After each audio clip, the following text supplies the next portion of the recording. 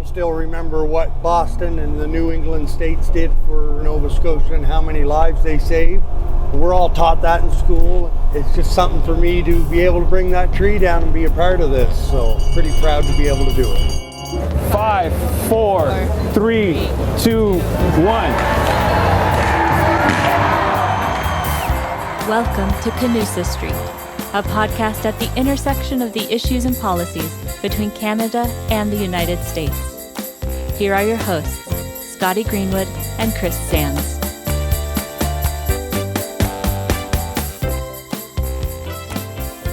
Welcome back to Canusa Street, Holiday Edition, everyone. I'm Scotty Greenwood with the Canadian American Business Council. I'm joined by my elf, Chris Sands. Thanks, Scotty. So this is a fun one. You know, we deal with some challenging issues and difficult issues on Canusa Street, but it's the holidays, and I am so thrilled that we get to tell a story that has historic significance. It's relevant to Christmas time. And our guest is just spectacular. And Chris, you'll introduce him properly, but we're going to tell a Christmas story here that has Canada-U.S. meaning. So with that, Chris, why don't you introduce our guest and we'll get right into it. Sure, Scotty. We're really excited to have Ryan Woods, who's the Commissioner of Parks and Recreation in the great city of Boston. He's been a veteran of the department, serving there since 2007. And as commissioner, he oversees more than 2,600 acres of neighborhood parks, playgrounds, tot lots, athletic facilities, city squares, and urban wilds, as well as the city of Boston's inventory of public street trees. They also have jurisdiction for some cemeteries, but we aren't going to talk about those today. The commissioner is a graduate of St. Michael's College, and he has a master's degree in public administration from Suffolk University, lifelong resident of Dorchester. So welcome, Commissioner. Thank you. Thanks for having me. It's one of my favorite topics, our favorite season for sure, and our favorite event that we do all year round. So. We want to talk about the tradition of the people of Nova Scotia giving the people of Massachusetts a beautiful Christmas tree every year. And can you just kind of walk us through what that's about and, you know, the whole story and kind of your role in it? So I've been fortunate to be at the department officially in 2007, but every year through high school and college, I worked for the department as well. So I've been involved with the Boston Christmas tree lighting since 2005. So this was my 17th year being involved with it. And when it started in 2005, I just thought these nice people from Canada, from the province of Nova Scotia, gave us a beautiful 50-foot Christmas tree every year. And then as the years went on and we started telling the story, I learned all about the Emo and the Mont Blanc and the two ships and vessels that collided in Halifax Harbor and created this tragic explosion where over 1,700 lives were lost and 9,000 people were injured in 1917. And from that, the good people of Boston came down with some goodwill, with some medical supplies and doctors on a train that they went through a blizzard in order to get to Halifax to help out in the best way they can. And the people of Halifax really have never forgotten. So in 1918, they gave the city of Boston a Christmas tree as their gift, as a gift of thanks. And then the tradition kind of stopped after that year. And in 1971, the Christmas tree farmers came up with the idea of, let's start that tradition again. So for the past 50 years, this was the 50th year since 1971, we have gotten the official Christmas tree from Nova Scotia for the city of Boston. I love it. And can you, Chris, I promise I'll let you get a word in edgewise, but I'm so excited. Let me ask one more question. Commissioner, tell us about this year, because Chris and I were lucky enough to see the Premier of Nova Scotia. He, I think, helped to deliver or at least light the Nova Scotia also gives a Christmas tree to Washington, D.C. that's at the Canadian Embassy, and it's beautiful. And we talked to him the day he lit the tree, and then the next day he was headed to Boston. So set the scene for us. What is it like, and what is it like just physically getting the tree there? What are the logistics of all that? I don't want to misquote the Premier either, but he did tell me that the Boston one was even more elaborate and better than his one at the Capitol. So for what it's worth, classic. We start working on this every year, probably in June or July. And the Office of Natural Resources in the province of Nova Scotia researches all year round for a few trees as options to propose to Boston, which works. And I think they pick on a certain criteria such as size. We want something between 45 and 50 feet. usually looking for a spruce tree, and it has to be close enough to a roadway, just so access points and able to cut the tree down and have some sort of a send-off ceremony. So trying to find something that's easily accessible and meets the criteria and has the perfect symmetry is what we look for every year. So in June or July, we usually get a few options to look for, and we were so excited this year that the organization, I think it's Larchi, I don't know the exact pronunciation, but is an organization that works with people with disabilities. And that's where the tree came from, their property this year. So very excited to have that fanfare. And then on a normal year, meaning not last year or this year, it gets driven down on about a 12-hour ride, passing through the border, hitting all the stops, stopping in Maine, and coming straight down to Boston Common. The past 2 years, it's come over on container ship. So the tree is cut down. It is towed all the way to, I don't know where it docks off in Nova Scotia, but ends up in Portland, Maine. And we then pick it up from Portland, Maine on a flatbed truck and is driven to the city of Boston. And last year, they couldn't cross the border with all the COVID protections in place. And it worked out so well, we decided to do it again this year. This year, there were some delays with the container ship coming from Scotland, where it was previously to coming to Nova Scotia. So it's very hard to hit the target of which couple days it would be coming in. So some logistical challenges. But each year, like I said, it comes over. Once it got on the container ship, it comes right into the Boston Common, is met with some fanfare. In past, we've had town criers there. We usually have Santa Claus meeting it, and just do an official ceremony to read the story and say, yes, this might be an official gift of a Christmas tree from the people of Nova Scotia to Boston, but it's more than just a tree. It's showing how important friendship is. It's showing goodwill. It's showing the need to help people, especially in the holiday season or during a pandemic or whatever the time may be. There's more to this than just a physical tree. Well, Commissioner, I know that quite a few Canadians from Nova Scotia, New Brunswick, so on, really root for the sports teams you have in Boston, from the Red Sox to the Bruins. Can you talk a little bit about how, other than the tree, there's a connection between Nova Scotia and Atlantic Canada and the city of Boston? I think people are so excited. We've done things over the years working with Communications Nova Scotia, where they've come to Boston and done ancestry tents where people can check their ancestry and find the connections they have, and adding that fast-moving vessel that they have, I believe, out of Maine every year that goes back and forth to Nova Scotia, getting Boston to know how easy it is to get to Nova Scotia and see how much Nova Scotia has to offer. There's been a lot of emphasis put in over the years to that.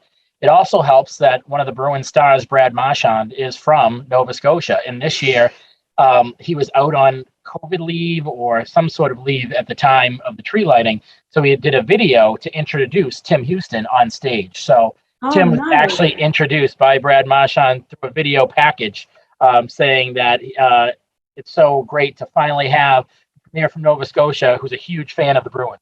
So just showing that connection. But to your point, between sports teams and having all this ancestry connections, and every year when we talk about the tree and do the social media hype around the tree, everybody talking about their sister, their aunt, their cousins, their grandparents that all came, and all the close connections and ties they have. People asking us if they can always take a clipping off the tree when it's being cut down for the year, or taking off a piece of the bark just because they want to keep it. Really keeping that tradition alive and showing that we really do have deep roots together.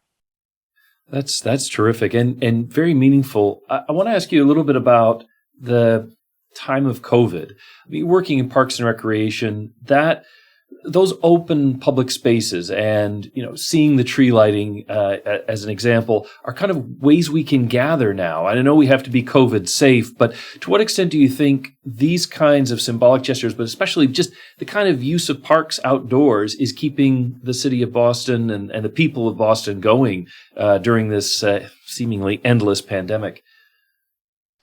The one thing that I talk about a lot now is how the pandemic has finally showed some of our elected officials and our administration the important role that parks and open space plays in people's lives. We're now seeing additional funding going into parks because for the past 2 years, the one place people felt safe to go and welcome to go is out in the outdoors, whether it's doing the walking loops, trying to have exercise classes outside.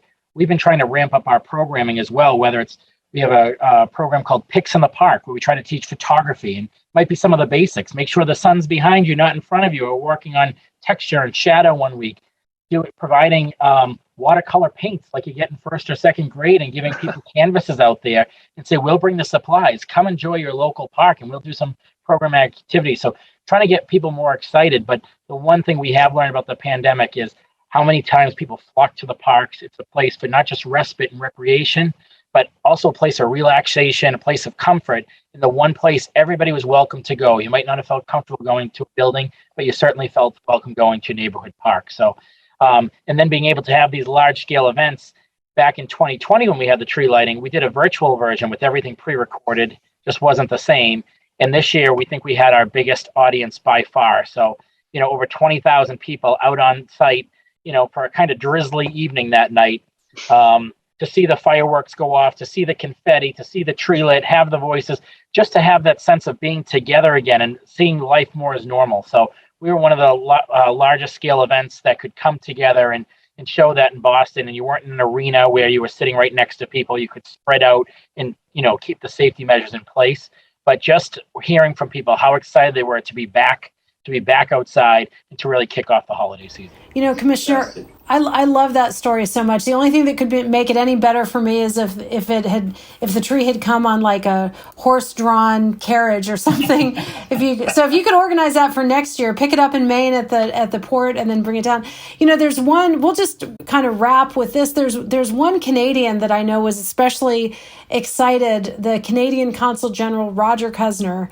He, I know, works closely with you and the celebration. He also is a pretty good hockey player and a hockey coach himself, so I'm sure he loved the introduction. But I want to give you a compliment, because Roger Cuzner and I were together in Boston earlier in the year, and I had never been to Boston during something that's known as the Head of the Charles, which I'm sure you know quite well, but it is one of the world's most fabulous regattas.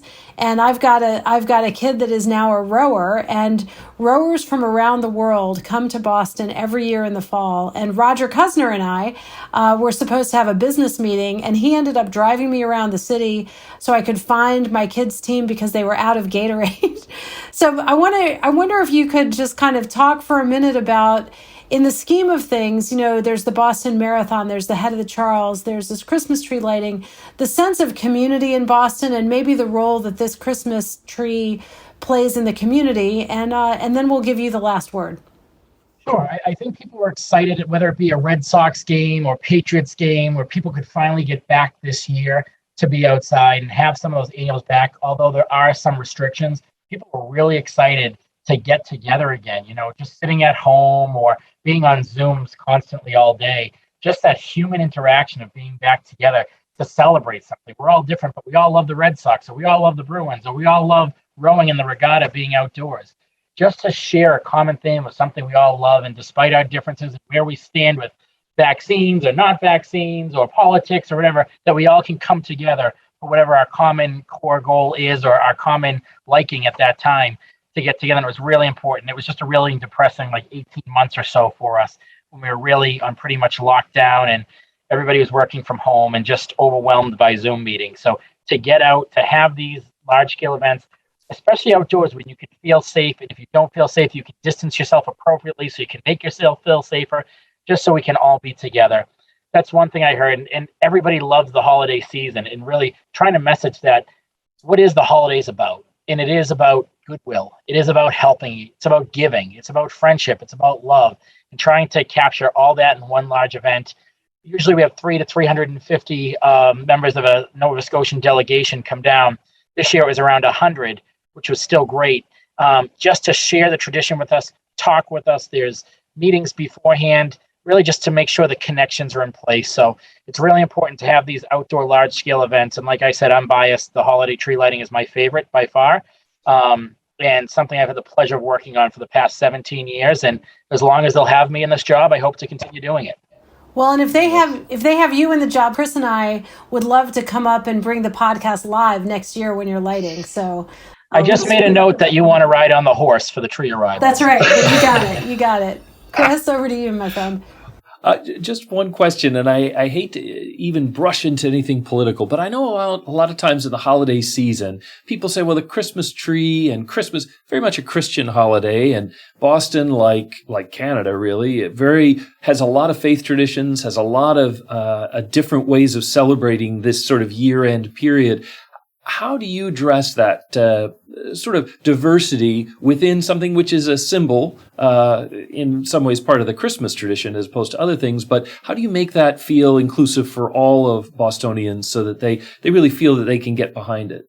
So the program that's live on television is called Holiday Lights, because as we do light Boston's official Christmas tree, which is the 48-foot spruce this year that came from Nova Scotia, we also have a menorah on that is on the common as well. And we light 60 perimeter trees, every building, the Frog Pond skating rink. So when we flip the switch to light it, it does light Boston's official tree, but it also lights all the holiday trees. The menorah this year, for once, the Jewish holiday actually coincided the same week as the tree lighting. So we were able to have at sundown around 4:30 that evening, it was the lighting of the second candle, I believe, that night or so of Hanukkah, and then we were able to, an hour later, celebrate the lighting of the official Christmas tree and all of the perimeter trees. So it's really lighting up for the holiday season. We like to call it Holiday Lights. I think I'm very safe. If you'll notice on a lot of our packaging, we just call it Boston's official tree lighting. We don't use the word holiday. We don't use the word Christmas. It's just to say it's the tree lighting, but it is a tradition where we light the official tree. However, everything gets lit the same night. The Boston Common, the Public Garden, and Commonwealth Ave Mall all come aglow in lights at the one flip of the switch. Oh, that's fantastic. Very, very nice.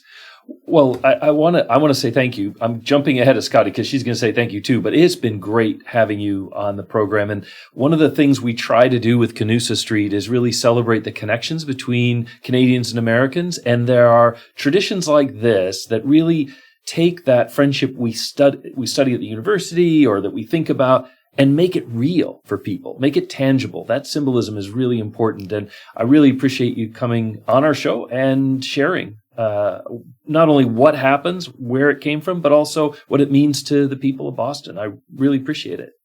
Thank you. I got to say, too, I feel so welcomed. On 3 different occasions, the last 2 years, I wasn't able to go with the restrictions in place, but I was able to come to the cutting ceremony. I was able to come to Nova Scotia and feel that sense of welcoming and how people were so interested. We stayed after for about an hour just so people could hear my accent also, but also, talk about the tradition and what it means and talking with these tree donors about the significance. They've had this tree on their property for 60 or 70 years and how it's an honor for them to continue this tradition and give this. This isn't just coming from a Christmas tree grower. This is coming from somebody's personal property. And they're giving this to Boston, and they come down and to see it, and just to see how excited they get when they see 7,000 lights draped around the tree, and the pyrotechnics go off as soon, and then all of a sudden you do the confetti snow everywhere, just to hear how magical it was and how honored they were. Like I did a favor for them, when in fact it was them giving us our official tree. I love this so much. And, speaking of relationships and favors, we made the relationship with you through our mutual friend, Catherine Burton. So we're delighted that she made the connection for us. I know that the U.S. Secretary of Labor, Secretary Marty Walsh, is a former mayor of Boston. So there are a lot of kind of Massachusetts, New England states, Maritimes connections in this Canada-U.S. relationship. So, Commissioner, we're really, I don't know how you got your chainsaw across the border for the cutting, but we'll talk about that next year. And thank you so much. We hope you and your family and everybody have a wonderful Merry Christmas, and that you stay safe. And we look forward to more chats with you in the future. Thank you, Scotty. Thanks, Chris. We look forward. We'd love to have you next year. Front row, maybe behind Catherine Burton, but we'll figure it out. There you go. We'll right there in the crowd. Sounds good. Sounds good.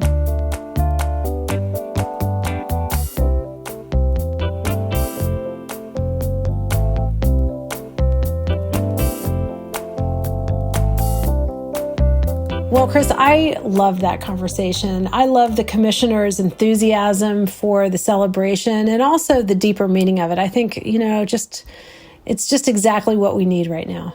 I agree. And it's nice to connect with these traditions. Canada-U.S. relations have a lot of ups and downs, but it's these kind of traditions that keep the friendship going and are a reminder that we didn't just become friends. We've been friends for a long time. That story of Bostonians helping out Halifax in its time of need.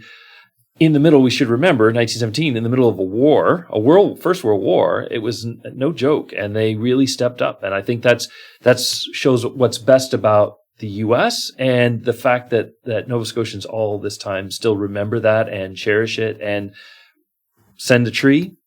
Says the best things about Canadians. It's really a great story. It really is. And, you and the commissioner both talked about goodwill, and I will just do a little plug, Chris.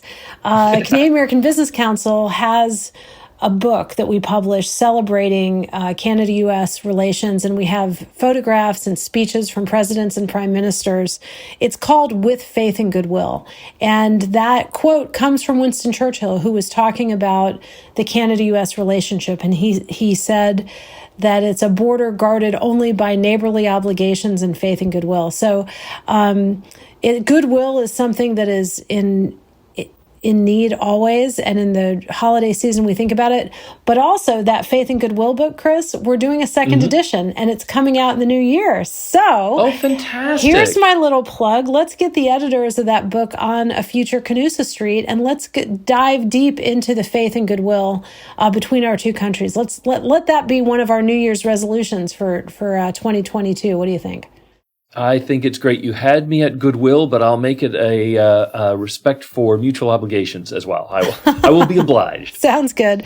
Well, listen, have a wonderful Christmas, Chris. We'll take a little bit of time from Canusa Street. If people haven't binged the entire season, they can go back and relive the glory with us, and we'll keep having these conversations on Canada-U.S. issues. Occasionally, there will be uplifting ones. Sometimes there will be hard ones, but we'll keep at it for at least a while here. Maybe at this rate we can get the Canadians to send us a tree for Canusa Street so that the people of our Canusa village can enjoy it every year. Actually, it's a great idea. And since we're digital, I think it'll be an NFT. And maybe we'll have a conversation about NFTs and Bitcoin and all of that, because there's a Canada-U.S. story there too, I'm sure. There always is. Canusa Street is always open for business. That's exactly right. Thanks, my friend. Merry Christmas. Merry Christmas to you. This podcast is brought to you by the Canadian American Business Council and the Wilson Center. If you like this episode, help others find our show and give us a rating on Apple Podcasts or Spotify.